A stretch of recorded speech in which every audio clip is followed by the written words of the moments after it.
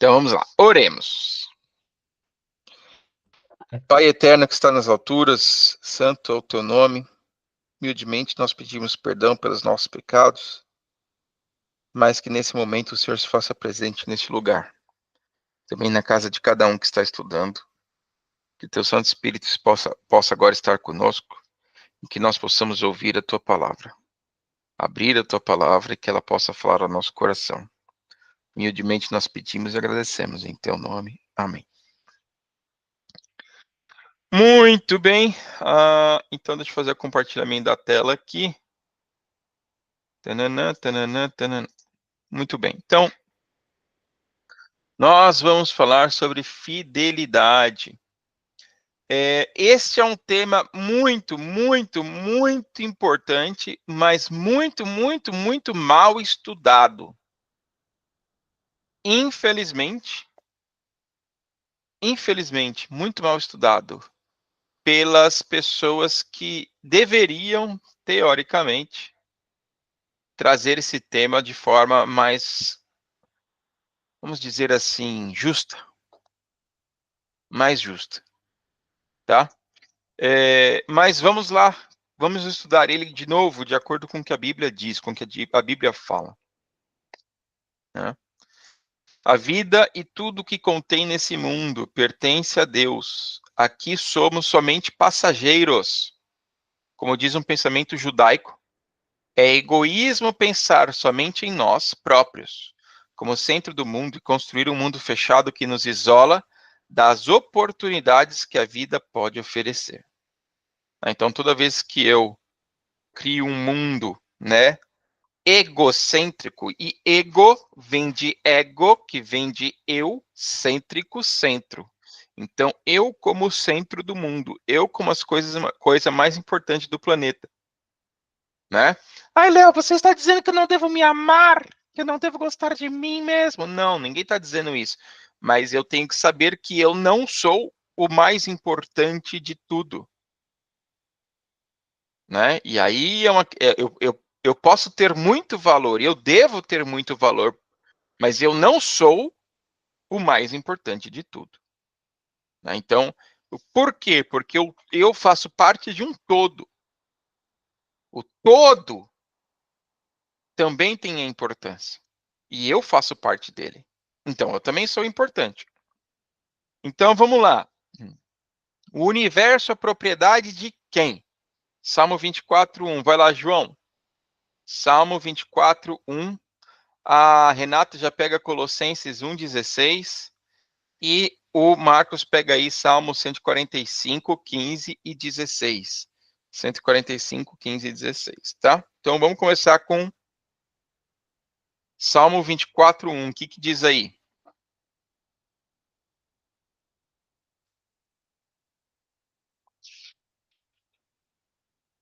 Só tem que tirar do mudo, tá?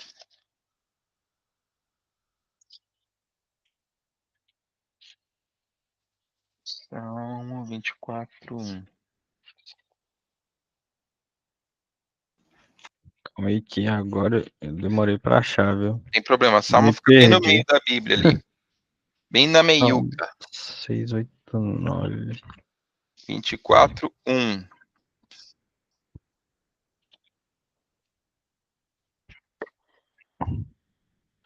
Do Senhor é a terra e a sua plenitude, o mundo e aqueles que nele habitam. Muito bem. Olha só. Leu 2 também?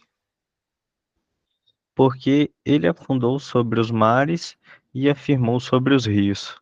Ou seja, a plenitude que ele fundou sobre os mares e firmou sobre as águas. Então, foi ele quem fez tudo. Deus é dono de tudo. Colossenses 1,16. O que diz aí? Pois nele foram criadas todas as coisas, nos céus e sobre a terra, as visíveis e as invisíveis, sejam tronos, sejam soberanias, quer principados, quer potestades, tudo foi criado por meio dele e para ele. Eu estava estudando no domingo sobre quem criou, né, o mundo, quem criou o planeta. E eu estava mostrando para ele que não. Ele falava, Deus, não, Deus quem, né? E a gente estava fazendo aquele estudo sobre foi Jesus que criou o planeta e tal. E aí ele falou, caramba, cara, eu nunca imaginei que fosse Jesus que tivesse criado as coisas. Eu falei, aqui na nossa história do que a gente vê, Jesus foi o agente criador, né? Então foi ele quem criou, Deus, e ele é Deus, né? Então Deus, Jesus, é o dono de tudo. Ele criou, né? Como diz aí, ó, 1,16, diz o quê? Pois nele foram criadas todas as coisas, as que há no céu e as que há na terra, visíveis e invisíveis, tronos, dominações, principados, potestades, tudo foi criado por ele e para ele. Então, se ele criou tudo, ele criou o dinheiro. Se ele criou o dinheiro, ele criou a riqueza. Se ele criou a riqueza, ele criou tudo aquilo que a riqueza pode comprar. Certo? Então a pergunta é tudo dele? É tudo dele. Todas as coisas pertencem a ele. Leia aí o Salmo 145, 15 e 16. Em ti esperam os olhos de todos, e tu, a seu tempo, lhe dás o alimento. Abres a mão e satisfazes os desejos de todos os viventes.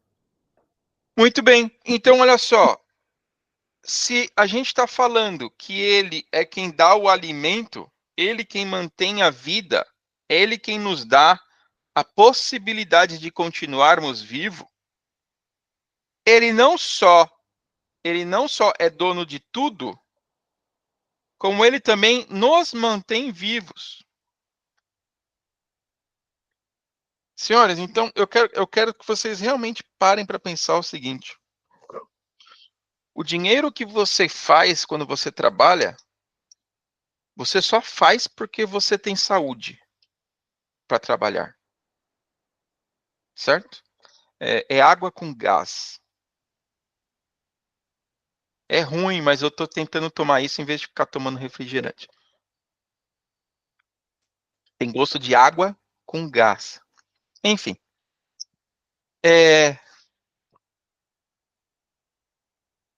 Se Deus me deu, inclusive, a oportunidade de estar vivo para fazer o meu sustento, Ele também é o dono disso. Aquilo que eu faço, aquele dinheiro que eu faço, não é meu, é dele. Por quê? Se eu não tivesse saúde para fazer, saúde para procurar o emprego, saúde para trabalhar, saúde para angariar aquele dinheiro, inteligência para que eu fizesse aquele dinheiro, para que eu estudasse, eu não teria. Ou seja, hoje a gente tem um monte de gente que não pode trabalhar, não tem inteligência suficiente para buscar dinheiro, que não consegue andar, que não consegue desenvolver, ser produtivo. Essas pessoas são completamente dependentes. Então, se eu tenho já a bênção do trabalho, é porque eu já recebi antes a bênção de ser capaz de trabalhar. Você está vendo que é uma bênção atrás de bênção? Então, primeiro, eu tenho a capacidade de trabalhar. Tudo bem, tem gente que tem a capacidade e não trabalha, certo? Fica só mamando na teta do pai, da mãe, do governo, enfim. Né? Então, tem gente que tem a capacidade, mas não trabalha. Agora, tem gente que tem a capacidade, que Deus deu a bênção, e ainda Deus abençoou com o trabalho. Então, veja bem, eu quero que a gente entenda essa cascata, porque vocês vão entender o quanto é diferente este conceito do conceito das outras igrejas. Eu não estou falando de denominação, estou falando de pregadores que fazem mau uso da palavra de Deus. Tá?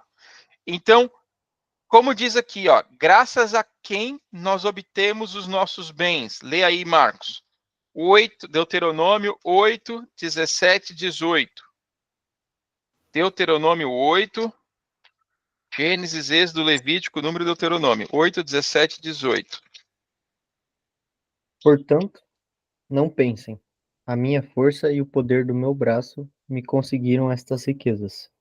Pelo contrário, lembrem-se do Senhor, seu Deus, que é Ele quem lhes dá força para conseguir riquezas, para confirmar a sua aliança, que sob juramento prometeu aos pais de vocês, como hoje se vê.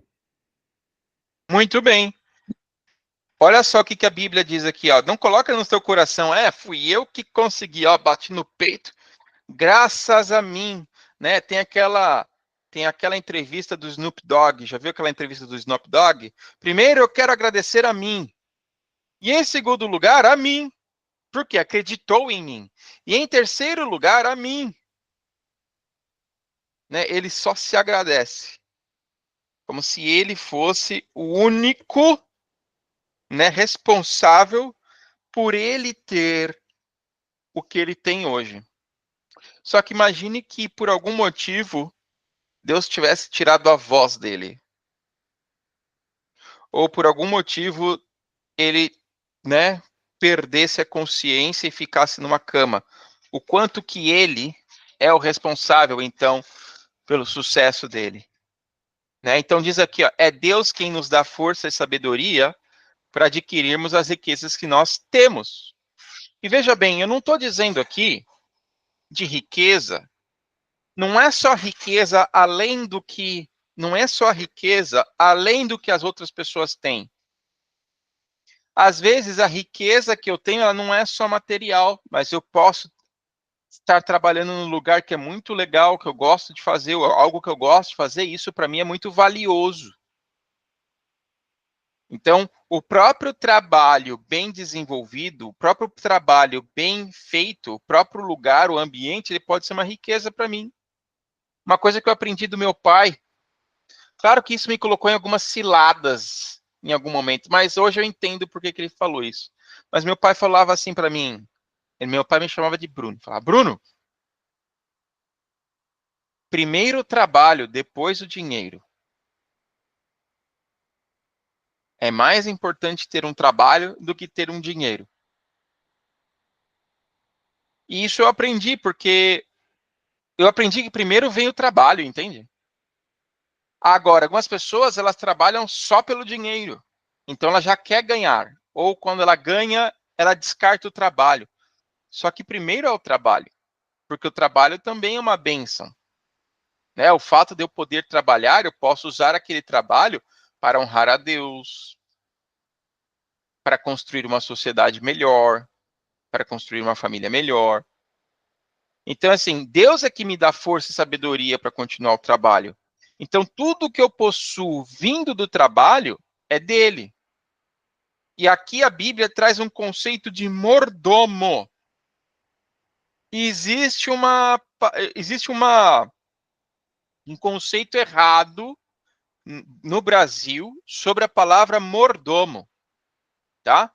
Inclusive, tem um filme que foi feito que se chama The Butcher, acho que é O Mordomo, alguma coisa assim. Há um tempo atrás foi feito muito bom, mas que ilustra muito mais o que é um mordomo. O que é um mordomo? O mordomo é aquele que administra aquilo que não é seu. Então, por exemplo, os ricos, eles têm um mordomo. O que é um mordomo? Fala assim, ó, tá na sua mão. Quando José estava na casa do Potifar, ele era um mordomo. Potifar deixou tudo na mão dele. A administração da casa, contas para pagar,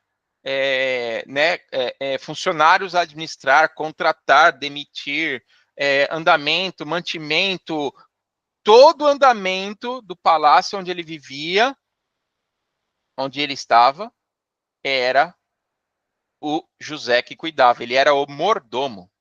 Então, o mordomo, né? Inclusive, eu não sei se vocês já assistiram aquela série The Crown, não sei como é que está traduzido, a coroa, deve ser, né? Nem sei se tem tradução, The Crown. que tem no Netflix. Um dos episódios mostra um cara que contratou um mordomo que era do rei.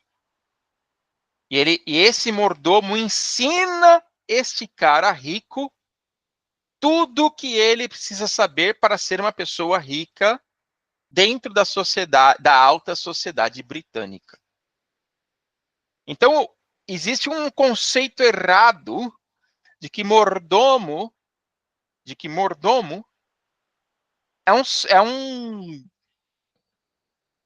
entregador de pizza, sabe? Que vem na bandeja. Não, isso não é o mordomo.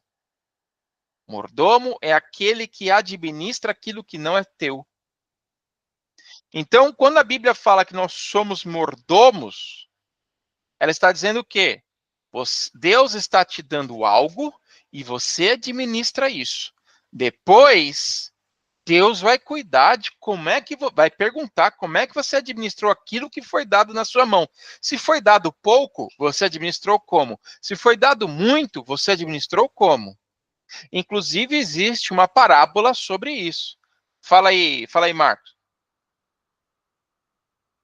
Ou foi o João que levantou a mão? Acho que foi eu. Eu ia Olha, falar da parábola, que é 3 feijões, não é um negócio assim? 3. Esqueci o não, nome. 3 servos, e ele deu uma moeda, um denário para Isso. cada um. E aí tinha que multiplicar. Por falar em denário, senhores, deixa eu fazer uma pausa aqui para vocês. Deixa eu fazer uma pausa para vocês aqui. Vou mostrar um negócio para vocês aqui. Deixa eu até parar de compartilhar aqui para vocês poderem ver melhor. Cadê aqui, ó? Parar a apresentação. Eu tenho que tirar esse negócio aqui. Como é que eu tiro esse blur aqui? Esqueci. É outra moeda? E outra. Eles não viram a primeira. Você que viu. Vocês viram a primeira moeda? Acho. Eu vi uma. Ah, E então o era o João? João. O João viu? Eu lembro que Vi. um deles não tava. Então tá. Então vocês já viram. Não, o Marcos não viu, não. O Marcos Então é o não Marcos viu? que não viu. É, o Marcos não viu. Se for de quinta passada, eu não vi. Aí sim, você multiplicou, então. Essa daqui... eu esqueço como é que eu tiro esse negócio. É Deixa eu na ver. câmera. Clica, acho que na câmera, aí vai ter uma pessoinha com Acabei um de ver brilho. aqui. Aqui, ó. Remover tudo. Ó, essa daqui é uma moeda original de Pilatos. 2000 anos. Você já tirou da caixa, Léo? Claro que não, você tá doida? Não pode tirar. Você não vai tocar. Não, tô aqui, ó. Estou Não. tocando. Não. Você não vai vir aqui, você sabe, né? Então tá. Mas sim, existe aquela parábola sobre o denário de que, né? Um deu. Um enterrou, o outro foi lá e virou tipo o dobro, e o outro foi lá e virou tipo 10 vezes mais. E aquele que enterrou, né? Quando o dono voltou, falou assim: meu, servo mal, né? Por que você enterrou? Porque eu sabia que você era mal, que você é um chefe bravo. E eu imagino que se eu perder aquilo ali ia ser pior, então né? Então o que está dizendo aqui? Mordomo. Nós temos que administrar aquilo que é dado para nós. Tá? Que pedido fez Deus ao ser humano como ato de adoração? Lê aí, Renata, Levítico 27:30. Levítico 27:30. Lê para mim. Lê para a gente. Também todas as dízimas da terra, tanto dos cereais do campo, como dos frutos das árvores, são do Senhor. Santas são ao Senhor. Muito bem. Então ele está falando o seguinte: todas as dízimas. Então, olha só. Lendo aqui de novo, Levítico 27:30. Ó, deixa eu pegar aqui, ó. Todos os dízimos, todas as dízimas do campo, da semente do campo, do fruto das árvores, são do Senhor, são santos. Lembrando que a palavra santo vem do quê? da palavra separado. Então, eu tenho que separar isso. Não importa a forma de aquisição que eu tive aquele bem, eu vou separar. Se é do campo, se é do trabalho, porque tem gente que usa isso aqui para falar o seguinte, tá vendo?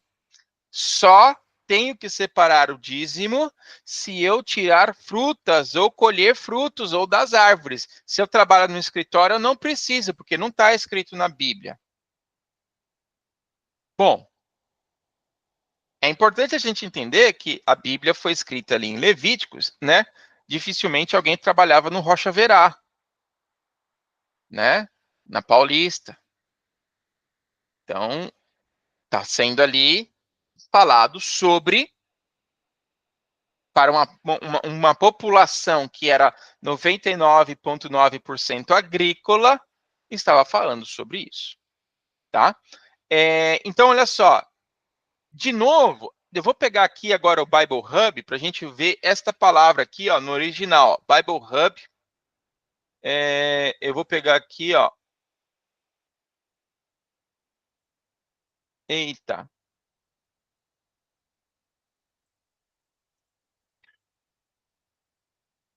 Bible Hub. Não quero assim, filho.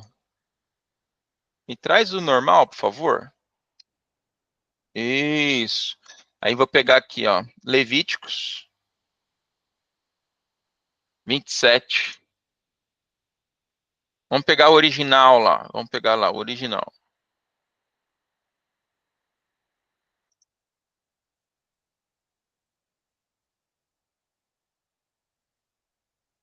Vinte e sete, 30. Nossa, cara. Tá difícil hoje, hein? Vamos lá, tio.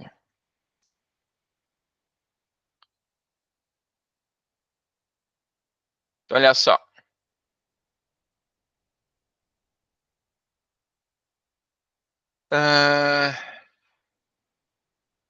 Então ele está falando da terra, da semente, da terra, the tithe.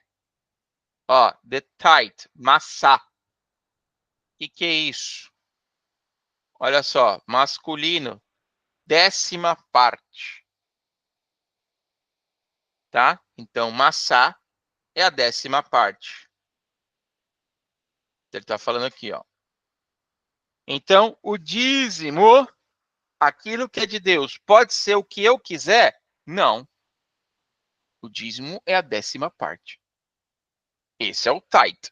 Esse é o maçã, que é o que foi dito lá em Levítico. Então, quando eu pego, tá, o meu total de ganhos, eu vou pegar quanto? Metade, como algumas pessoas dizem? Não. Eu vou pegar tudo, como algumas denominações dizem? Não. Eu vou pegar só o que eu quiser? Não. Você vai pegar maçã, 10%. Então, vamos lá. Mesmo sendo dono de tudo, Deus confiou ao homem o gerenciamento das terras e dos seus recursos. Os israelitas foram ensinados a adorar a Deus com o dízimo, ou seja, 10% de tudo que produzia. O Abraão já tinha esse costume antes mesmo do povo de Israel. Olha só que coisa! Antes de existir povo de Israel, Abraão já devolvia o dízimo. Vamos lá dar uma olhada? Vamos lá, Gênesis 14. Gênesis 14. Vamos lá. 18 a 20. Gênesis 14, 18 a 20. Lê aí, ô João.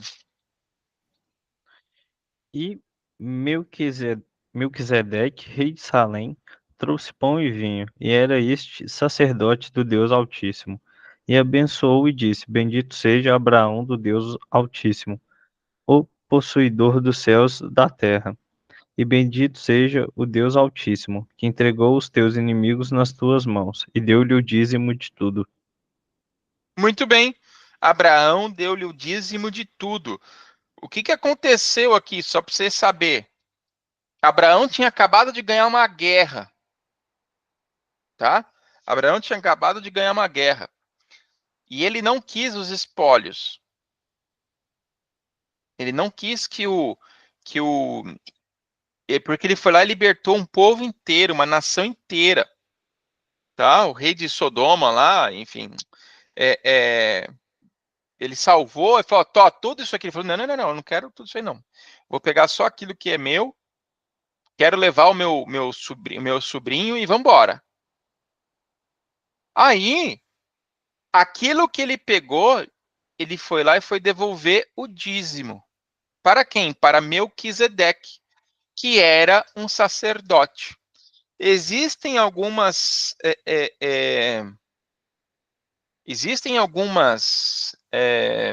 alguns estudos que dizem que esse Melquisedeque era um dos descendentes diretos de Noé.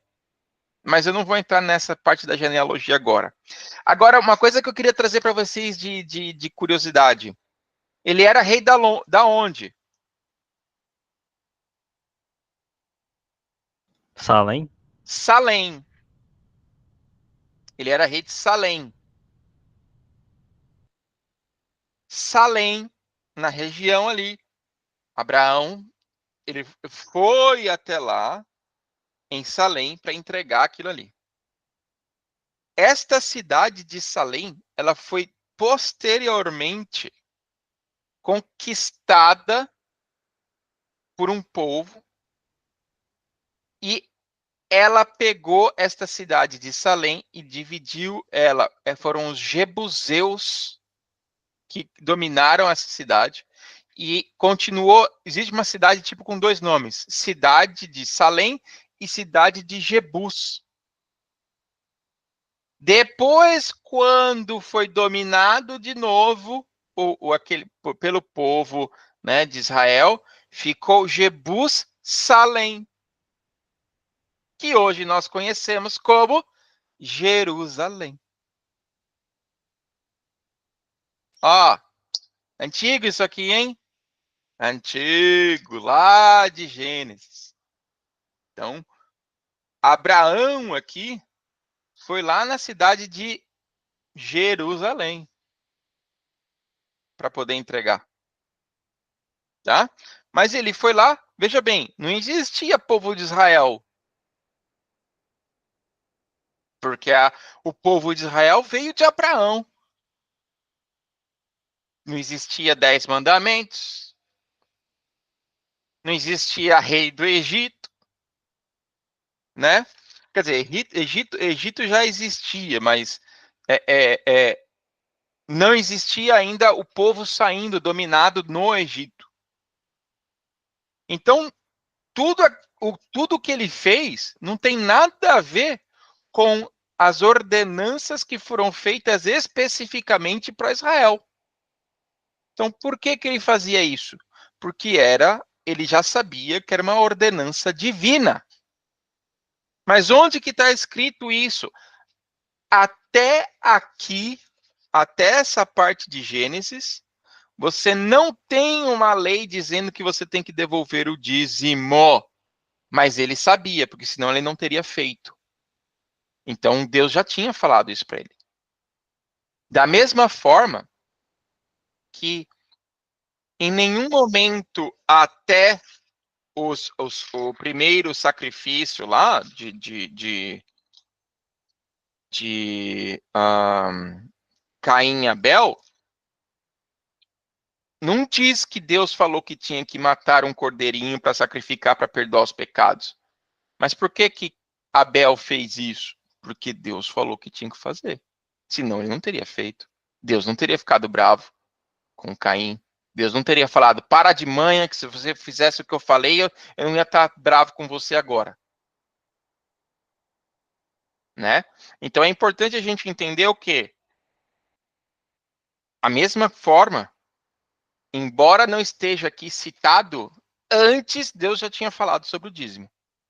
Então, olha só, Abraão já tinha esse costume, que continuou no Novo Testamento.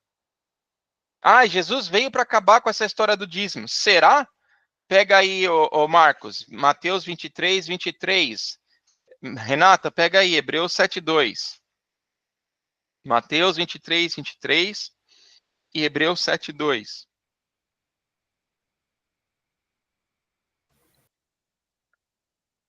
Ai de vocês, escribas e fariseus, hipócritas, porque vocês dão o dízimo da hortelã, do endro e do cominho, e desprezam os preceitos mais importantes da lei, a justiça, a misericórdia e a fé.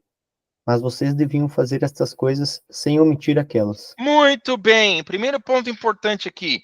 Jesus está falando que ele não deveria devolver o dízimo? Ai de vocês, escribas e fariseus, hipócritas, porque vocês devolvem o dízimo. Vocês não sabem que não precisa mais fazer isso? Não, ele não está falando isso. Ele está falando o seguinte: legal, você dizima até a hortelã. Você arranca uma hortelã, fala, bom, tem 10 aqui, vou pegar uma e vou dar para. Puxa, que legal, bacana, top. Mas você ignora a viúva, você não está nem aí para o pobre, você não tem misericórdia, você não tem fé, você não tem justiça, não tem bondade. E ele continua. Você quer continuar dizimando até a hortelãzinha? Top, que legal. Mas você não deveria esquecer das outras coisas. Então, mais uma vez, Jesus falando, continue, só que não é só isso. Vamos lá, Hebreus 7:2. Está escrito lá. Para o qual também Abraão separou o dízimo de tudo. Primeiramente se interpreta rei de justiça, depois também é rei de Salém, ou seja, rei da paz. Então, olha só, também Abraão, e aqui quem está escrevendo, né? Esse aqui é Paulo. E aqui ele estava falando sobre Jesus, porque eles não estavam, os hebreus, veja bem, essa carta aos hebreus, né? Então é uma coisa mais profunda, porque você não precisa explicar algo básico para quem é da linhagem lá. Né? Então ele estava querendo escrever o quê? O Abraão não foi lá e deu o dízimo para Melquisedeque, rei de Salém, que era sacerdote do Deus Altíssimo? Então tá. Ele diz aqui, para quem que Abraão separou o dízimo de tudo? Aí ele fala aqui, ó, primeiramente se interpreta rei de justiça, depois também é rei de Salém, ou seja, rei da paz. Ele está falando, caramba, se o Melquisedeque era sacerdote, Jesus também era, porque a discussão aqui era que Jesus não podia ser o Messias, ou não podia ser o sumo sacerdote, ser um sacerdote, porque ele não era da linhagem de Levi. Só que eles aceitavam que Melquisedeque era sumo sacerdote, e não existia Levi naquela época, Levi veio depois. Né? Mas qual que é o ponto aqui? Mesmo depois da morte de Jesus, em nenhum momento Paulo falou assim, não, esquece esse negócio de dízimo, de devolver dízimo, já foi, isso aí já era, já foi pregado na cruz, você não precisa mais disso, não. Isso não está escrito. Tá? Além dos dízimos, tá? Outras coisas nós também podemos fazer. Vamos lá. Marcos, pega Êxodo 36, 3. Renata pega Deuteronômio 16, 7. E o João vai pegar 1 Coríntios 16, 2. Eu vou pegar 2 Coríntios 9, 5. Então, Êxodo 36, 6, Deuteronômio 16, 7, 1 Coríntios 16, 2. Eu vou pegar 2 Coríntios 9, 5.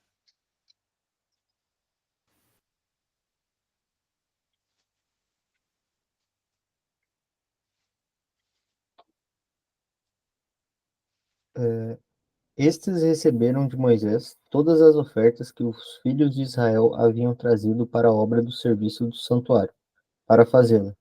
E, ainda, cada manhã o povo trazia a Moisés ofertas voluntárias.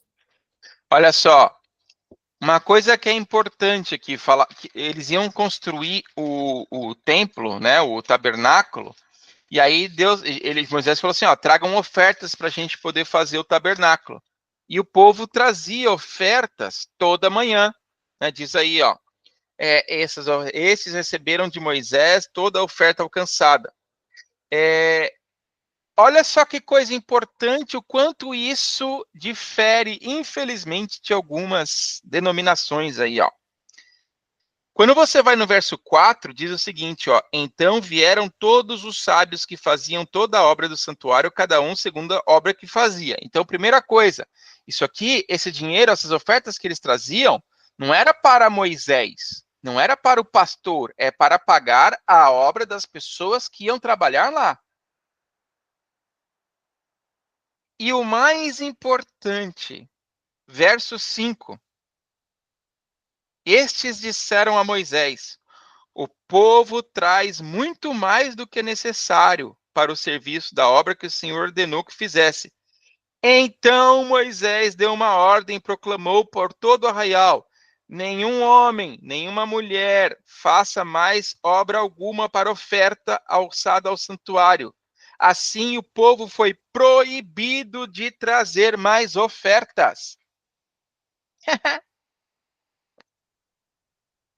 Você conhece alguma igreja que fala assim: não, não, não, não, gente, chega, chega, chega, não precisa mais. É sempre mais. Mas aí você pergunta, tá, mas para onde está indo? Aí você vê pastor andando de helicóptero, pastor né, Felipe não sei o que no bolso, Mercedes. Mas que história é essa, cara? Da onde está vindo isso aí? E quando que vai ser o suficiente? Quando vai ser o suficiente? Tá? Então, leia aí para mim Deuteronômio 16, 17. Cada um oferecerá na proporção em que possa dar, segundo a bênção que o Senhor, seu Deus, lhe houver concedido. Muito obrigado. Outro ponto extremamente importante sobre oferta. É sobre o passado e não sobre o futuro.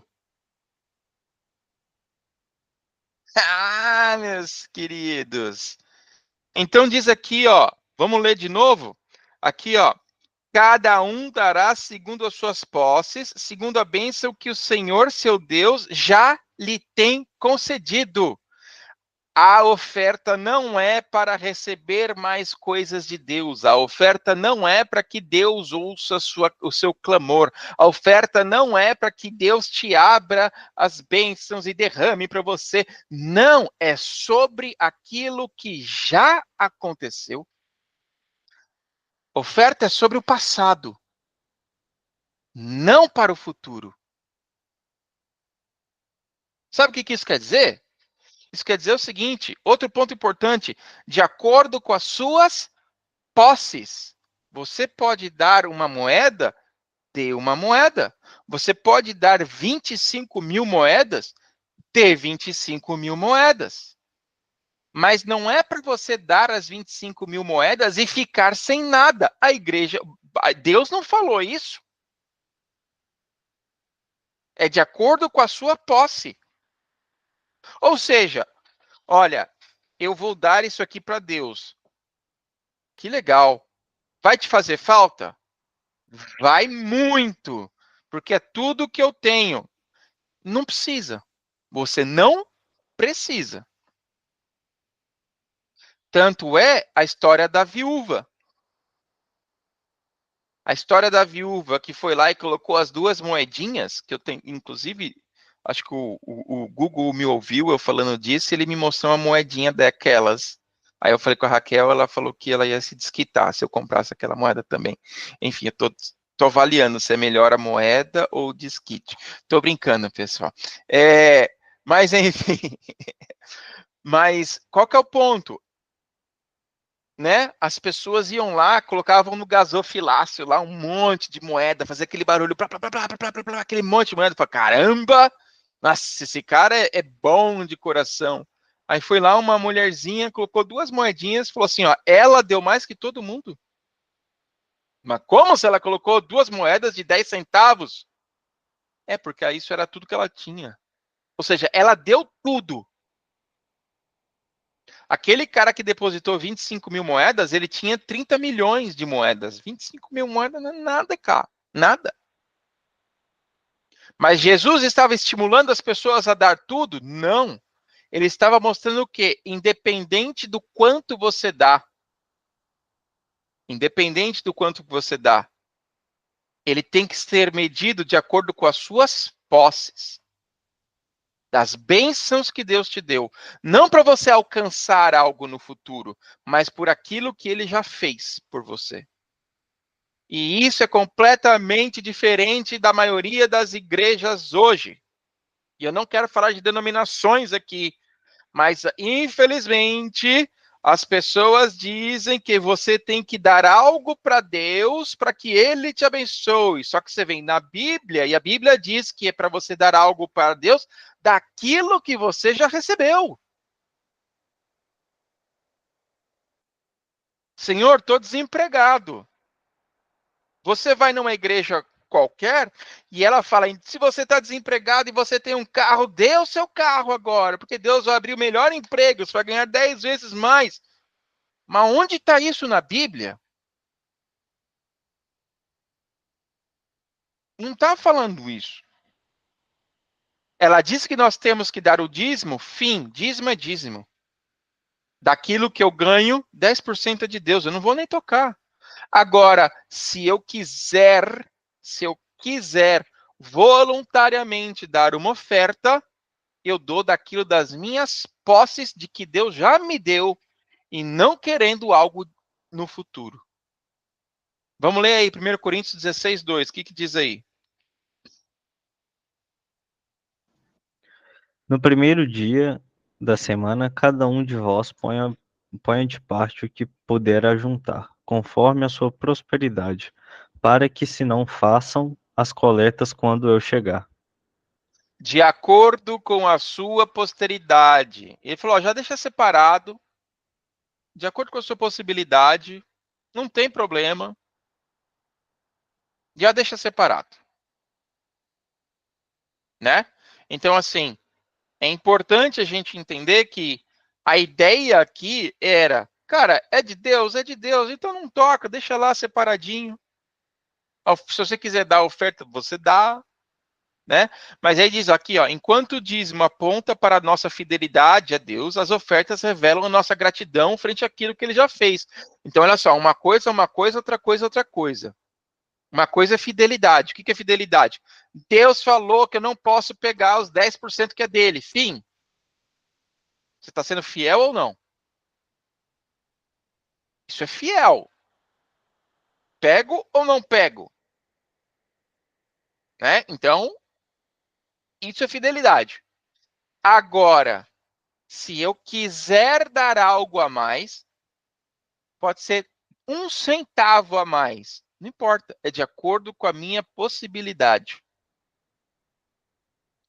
Teve um tempo que, graças a Deus, ele me deu a possibilidade de ofertá-lo cada vez que eu ia na igreja. Cada sábado que eu ia na igreja, eu conseguia ofertar.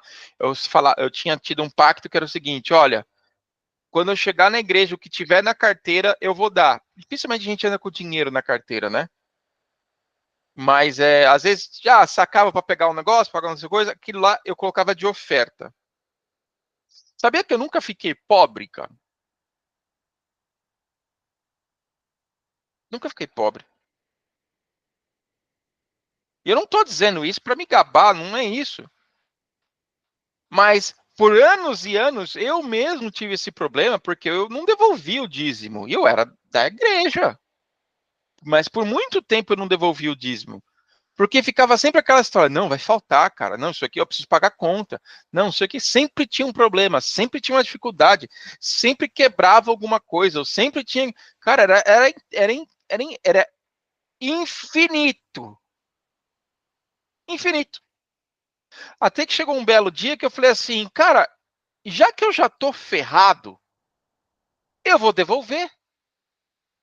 Porque eu não estou a favor de Deus, eu estou contra, eu não estou sendo fiel. E nós vamos ler aqui que ele vai chegar e vai perguntar, né? Naquele dia, ele vai perguntar, e aí, o que você fez com os meus dízimos e ofertas? Você me roubou, né? Não, a gente não te roubou, não. Roubou sim.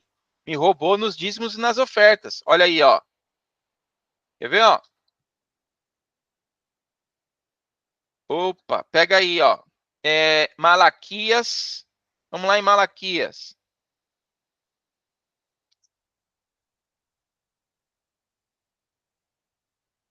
Malaquias 3. 3, 8. Deixa eu ver se é o 3, 8 e 12. Deixa eu ver aqui, ó. Malaquias. Malaxofonias. Ageu. Zacarias. Malaquias 3. Vamos lá. 3:6. Eu, o Senhor, não mudo, por isso, vós, ó filhos de Jacó, não sois consumidos. Você viu que Deus não estava muito feliz com eles, não, né? Ele falou o seguinte, ó, eu não mudo, é por isso que vocês agora não estão tudo morto. Só por isso. Então, vamos lá. E ele diz aqui, ó, verso 8, roubará o homem a Deus? Como é que o homem pode roubar a Deus? Todavia, vós roubais e dizeis, nossa, como nós roubamos? E eu te respondo, nos dízimos e nas ofertas. E ele diz aqui no verso 10, né? 9. Com maldição vocês são amaldiçoados, porque vocês me roubam, vocês e toda a nação.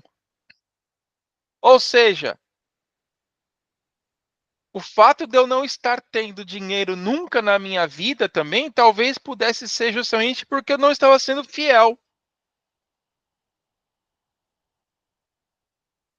E aí ele continua: trazei todos os dízimos à casa do tesouro para que haja mantimento na minha casa, e depois fazei prova de mim, diz o Senhor dos Exércitos, se eu não vos abrir as janelas do céu e não derramar sobre vós bênção tal, que dela vos advenha maior abastança. O que ele diz aqui? Ah, Léo, mas tá vendo? Aqui tá dizendo, ó, que eu tenho que fazer para poder ganhar. Não, o que ele está dizendo é o seguinte: aquilo que você já tinha que fazer, faça, porque eu vou te abençoar. Ele não está falando para você fazer mais do que devia. Ele só falou: faz o que eu te pedi e você não vai passar necessidade. Você vai ter o que é seu, cara. Eu te garanto, eu sou Deus. Eu te garanto que você vai ter o que é seu. Se você for fiel, eu vou te devolver, eu vou te dar o que você precisa. Então, assim, pergunta, dentro do Antigo Testamento, qual que é a fidelidade, qual que era a finalidade nos dízimos e nas ofertas? Números 18, a gente já leu aqui, né? Malaquias já falou, para que haja mantimento na minha casa. Mas vamos lá, Números 18, 21, leia aí, Marcos. Aos filhos de Levi, dei todos os dízimos em Israel por herança, pelo serviço que prestam, serviço da tenda do encontro. Muito bem, vocês estão... por que Levi? Por quê? Vamos lá. Quando Deus fez a divisão lá das 12 tribos, a tribo de Zebulon, a tribo de Naftali, a tribo de... Enfim, foi fazendo lá todas as tribos. As tribos, elas iam ganhar, quando elas fossem guerrear, elas podiam ficar com o espólio de guerra. Ou seja, você ia lá e invadia a cidade. Tá? Você ia lá e invadia a cidade. Matava todo mundo. Tá, e a riqueza que tinha lá, o que acontecia? Era sua. Era sua. Então, você pegava lá os utensílios de prata, de ouro, de cobre, de bronze, as roupas, e você trazia de volta. A não ser quando Deus falava, ó, não é para pegar nada dessa casa aí não, tá? Desse lugar aí não. Aí teve um pessoal que pegou e escondeu as túnicas embaixo da tenda, e Deus foi lá e matou eles. E Deus falou que não era para pegar. Eles foram lá e pegaram e esconderam embaixo do tapete. Né? Cavaram um buraco, colocaram a túnica no tapete lá. Aí Deus falou assim, então, eu não vou aceitar o sacrifício de vocês não, porque teve alguém aí que pegou coisa que não devia. Eles foram, ninguém se prontificou, Deus foi fazendo, falou, então vamos jogar sorte, né? Fazendo sorte, até que chegou dentro da casa do cara, falou assim, e aí, querido, a gente pegou aqui uma túnica cara, né? Enfim, mas eles tinham os espólios, menos a tribo de Levi. Menos a tribo de Levi. Por que que a tribo de Levi não tinha espólio? Por quê? Porque eles eram dedicados a trabalhar no templo. A tribo de Levi trabalhava como sacerdote no templo. Tanto que se você ler aqui Números 18, você vai ver que ele fala assim, deveres do sacerdote e dos levitas. Eles eram só sacerdotes, eles eram só pastores, bispos, o que quer que seja que você queira chamar. Então eles não trabalhavam fora. Eles eram isso. Então, o dízimo servia o quê? Para que eles pudessem comer. Agora, veja uma coisa interessante. A tribo de Levi nunca foi a tribo mais rica. Quando você lê aqui, a tribo de Levi nunca foi a tribo mais rica.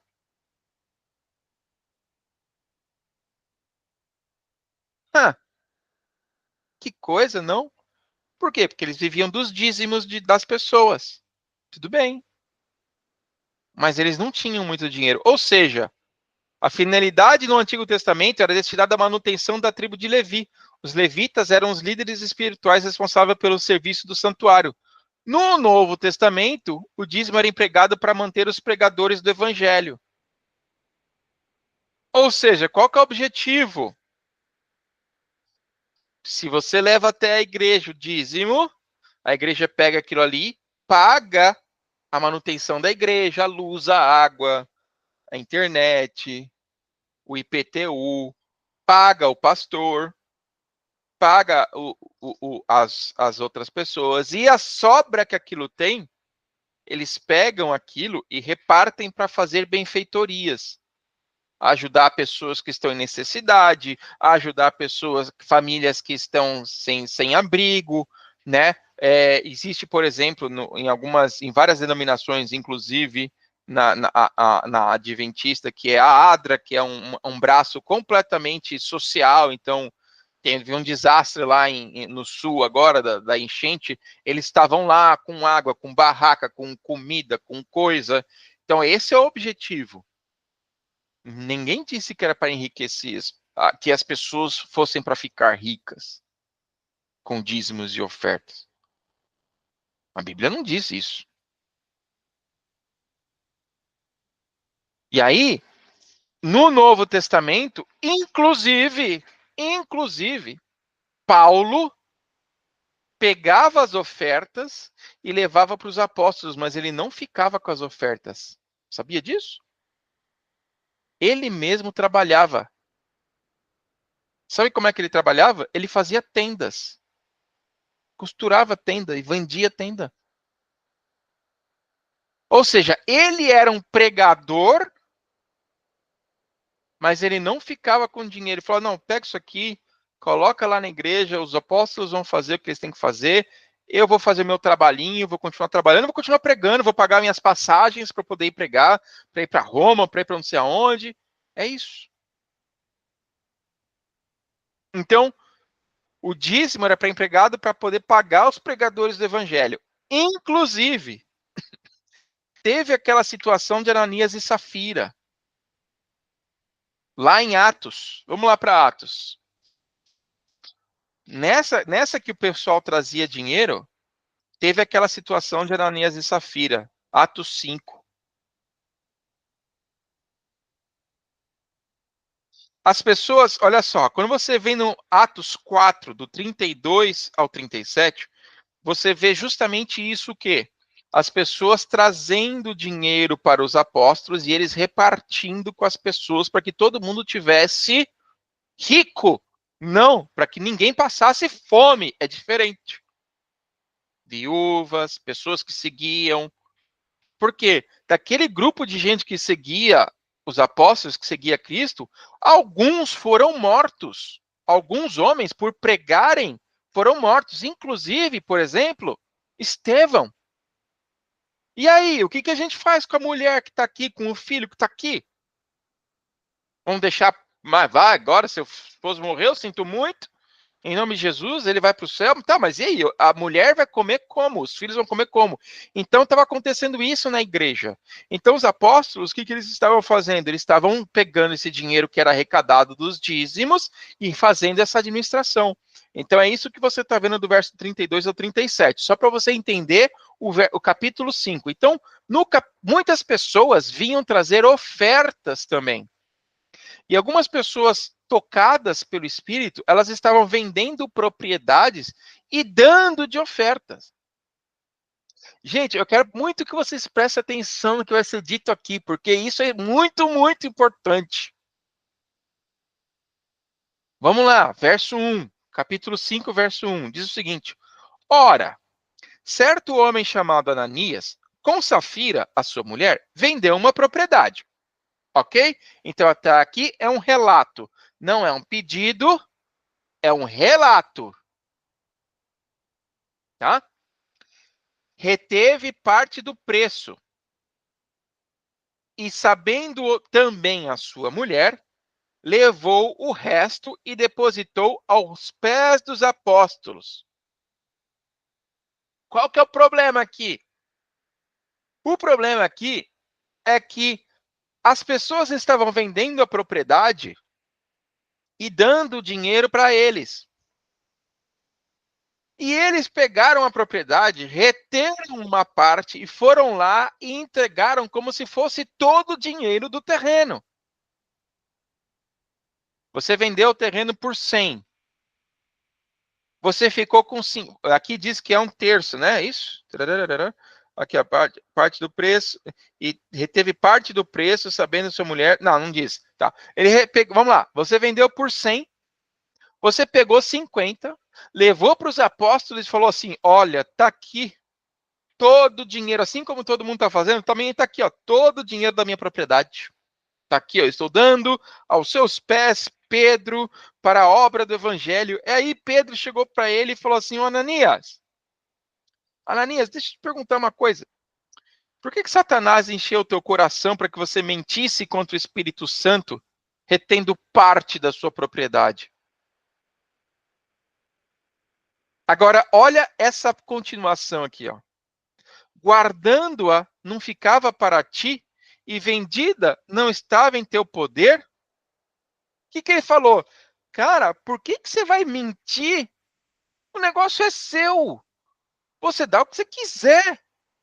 É teu. Você não podia ficar com tudo esse dinheiro? Podia. Agora, por que você vem aqui e fala que vendeu toda a propriedade, está aqui todo o dinheiro? Qual que é a lógica disso? Por que você está mentindo, Ananias? Você não está mentindo para mim, cara. Eu não preciso saber disso. Você está mentindo para o Espírito Santo. E ele diz aqui, ó, guardando-a não ficava para ti, e vendida não estava em teu poder, porque formaste esse desígnio no teu coração. Você não mentiu aos homens, você mentiu a Deus. Então, o que a gente traz de lição dessa parte? Você chega para Deus e fala assim: Deus, estou te dando R$1. Olha, para mim significa muito eu estar te dando esse R$1. Aí Deus olha para você e fala assim: ô, mano, velho, sério? Não, sério mesmo, sério, de palavra. Você tá me dando R$1. Eu acabei de te dar um salário de, sei lá, R$8.000. Você tá falando que tá dando um sacrifício por me dar R$1? Só que tem um detalhe, meu querido. Eu não quero esse R$1. Fica para você. Por que você vem falar que é muito sacrifício que você tá me dando? Então não dá. Não dá. Você não pegou? Fica com você. Então o que ele estava dizendo aqui? Ele estava dizendo aqui o seguinte: é importante nós lermos que aquilo que Deus já me deu, e eu quero ter por gratidão, além do dízimo, é a minha oferta. Mas se eu vou dar a minha oferta, eu tenho que dar ela de coração. E não, ai, caramba, eu estou dando essa oferta. Não deixa nem olhar que eu estou dando isso daqui. Não faz isso, cara, não faz isso. Isso é um problema. Se você vai dar, você tem que dar de coração. O que estava acontecendo com Ananias aqui? Ai, cara, eu vou falar que é tudo, mas eu não quero dar, eu não queria dar, mas nossa, eu vou dar isso aqui e tá bom. Deus não quer isso. Deus não quer isso. Então, por isso que está escrito aqui, ó, Malaquias 3, 8, 10, que a gente já leu, né? O que esse verso nos afirma é que você pode ser o que esse verso afirma que pode ser forte para alguns, mas é precisamente o que está escrito na palavra. Quem não é fiel a Deus nesse aspecto está retendo o que não lhe pertence. Fim. É fim, cara. Não tem, talvez, não tem quem sabe, não tem mais olha, não tem depende, não, é isso. Deus falou, eu só não matei vocês todos de me roubarem o todo o tempo porque eu sou Deus. Porque se dependesse de vocês, já estava tudo morto aí. Porque vocês ficam me roubando? Ai, Senhor, onde nós te roubamos? Nos dízimos e nas ofertas. Preciso falar mesmo. Qual é o princípio da oferta? João 3,16. Leia aí para mim, ô João. João 3,16.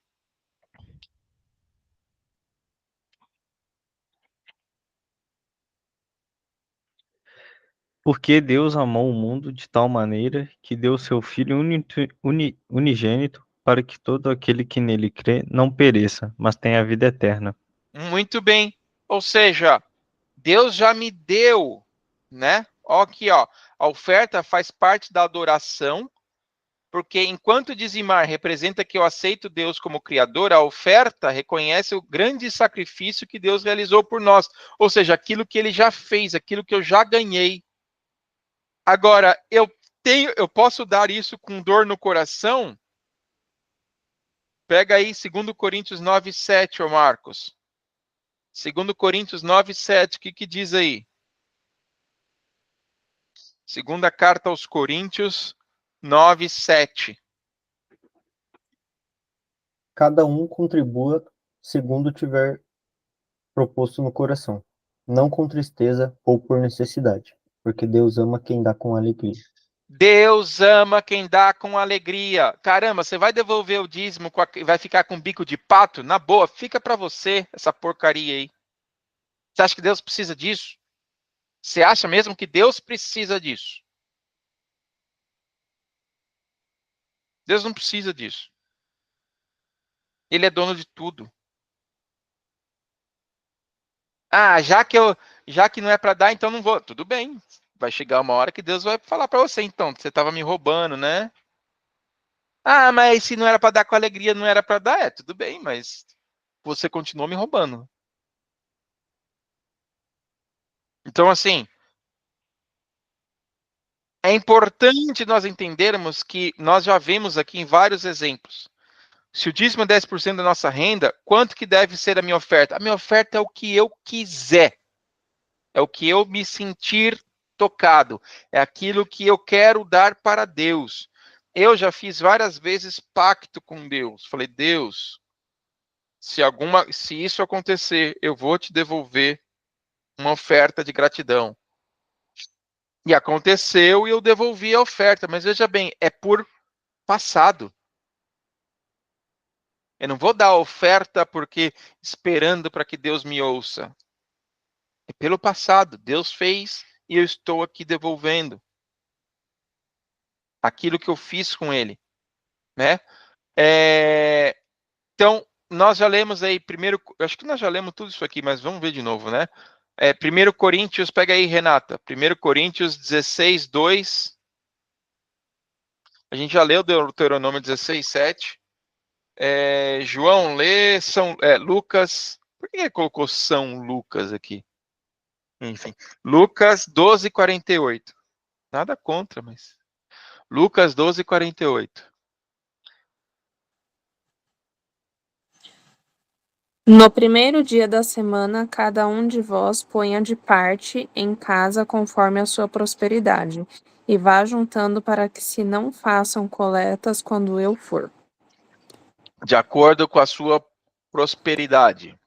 Mais uma vez, não é o que o pastor diz, não é o que o bispo diz, não é para você entregar o carro na mão do pastor e fazer a transferência, não.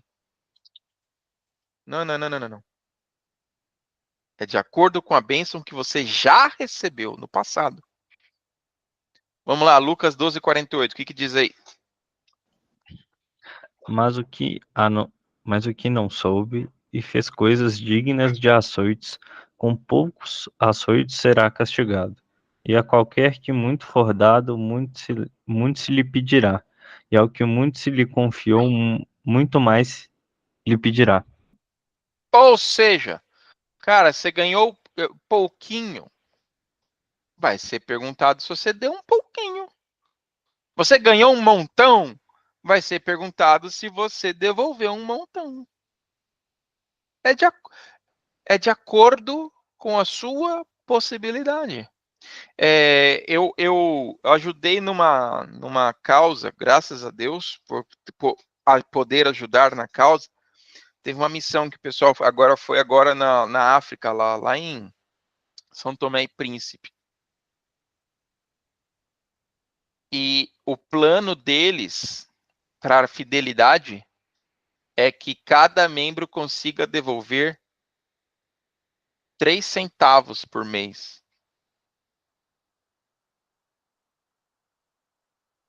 Para vocês terem uma ideia. Se Deus te deu muito, ele vai te cobrar muito. Se ele te deu pouco, ele vai te cobrar pouco, mas é proporcional. Entende? Então não é quantidade. Em nenhum momento você vê aqui que Deus abençoou porque ele deu 75 milhões de reais. Não diz em nenhum lugar isso na Bíblia. Pelo contrário, ele diz, aquela viúva deu mais que todo mundo. Ah, mas como se ela deu só 2 moedas? Mas ela deu tudo que ela tinha ali. Então, aquilo era proporcional. O outro que estava vindo com 3 sacos de dinheiro, aquilo ali não é nem 10% do que ele ainda está me roubando ainda. Então, olha só, qual deve ser a nossa motivação para ofertar? Né? Êxodo 25:1. Vamos lá, eu vou ler aqui para vocês. Êxodo 25:1. Diz o seguinte. Então, Êxodo 25:1. Então disse o Senhor a Moisés. Tá certo isso? Então disse o Senhor a Moisés: Fala aos filhos de Israel que me tragam uma oferta de todo homem cujo coração se mover. Voluntariamente dele tomareis a minha oferta. Tá? Tinha que ser o 2 também, né? Porque o 1 diz só o seguinte: então disse o Senhor a Moisés. Mas tudo bem, então a motivação deve ser porque Deus pediu. Talvez seja essa a resposta. Qual que é a minha motivação? Deus pediu, então eu vou fazer.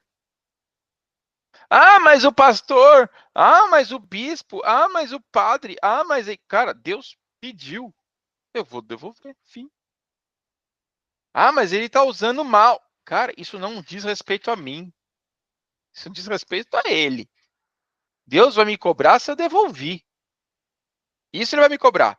Agora, ele que ganhou um montão, Deus vai cobrar. E aí, o que você fez com isso aí, querido? Porque, né? A verdadeira oferta tem como motivação o amor a Deus. E ela deve ser planejada segundo as bênçãos e proporcional. Nós já lemos todos esses versos aí. Né? Então, as contribuições exigidas dos hebreus para fins religiosos e caritativos, ou seja, de caridade, montavam a uma 4ª parte completa de suas rendas. Uma taxa tão pesada sobre os recursos do povo poder-se esperar que os reduzisse à pobreza. Mas, ao contrário, a fiel observância desses estatutos era uma condição de sua prosperidade. O que é interessante da gente entender aqui, né? O povo de Israel, o povo hebreu, na história, depois que eles saíram do Egito, eles sempre foram um povo relativamente rico. E aí, até hoje, você fala de judeu, você sabe que ele tem grana. Por que será? E, de novo, a questão não é prosperidade aqui. A questão é a promessa de Deus sendo entregue, mesmo com eles devolvendo dízimo e oferta, tudo mais. Que promessa fez o Senhor àqueles que são fiéis? Vamos lá em Provérbios 3, 9, 10. Marcos, lê pra gente aí. Provérbios 3, 9 e 10.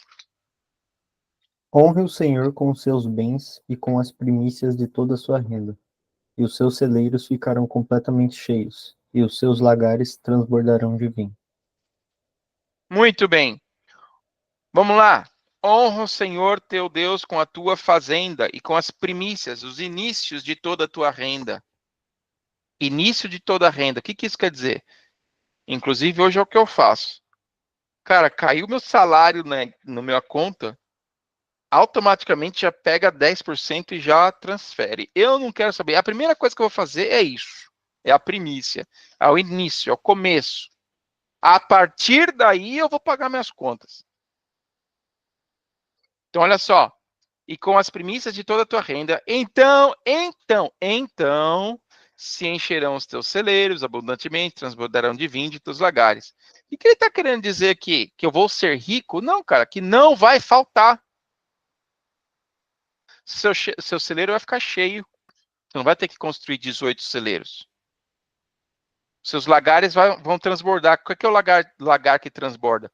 Quando você tinha um lugar que você colocava as uvas ou o azeite, as azeitonas, e você tinha que pisar até o momento que começasse a encher de óleo e ele transbordasse e caísse para fora.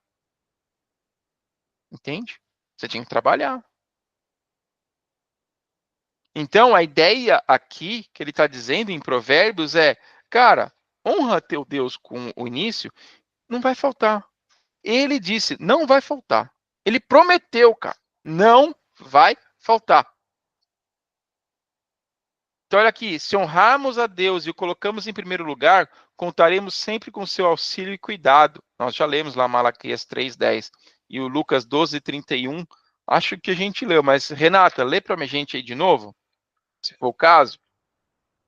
Lucas 12:31.